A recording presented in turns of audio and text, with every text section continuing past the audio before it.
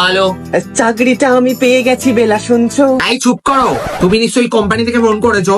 তোমাদেরকে কতবার বলেছি আমার চিমনি পরিষ্কার করতে হবে, লোক পাঠাও, এখনো পাঠাচ্ছ না কেন?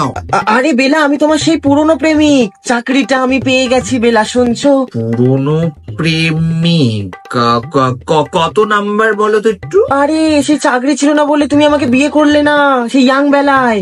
ও ও ও ও, তুমি এখন এক্সিস্ট করো? ও মাই গড। কিন্তু চাকরিটা আমি পেয়ে গেছি বেলা, শুনছো? ও চুপ করো। তখন থেকে চাকরি চাকরি, কত টাকা চাকরি পেয়েছো তুমি? এত বড় মুখ করে ফোন করতে এসছো আমাকে।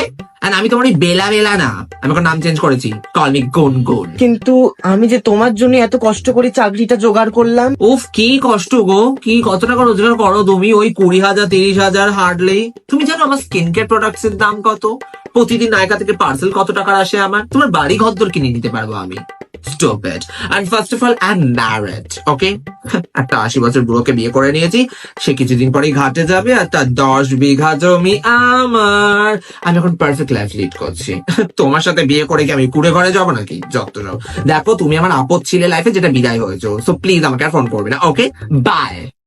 বেলা, চাকরিটা আমি পেয়ে গেছি, কিন্তু বেলা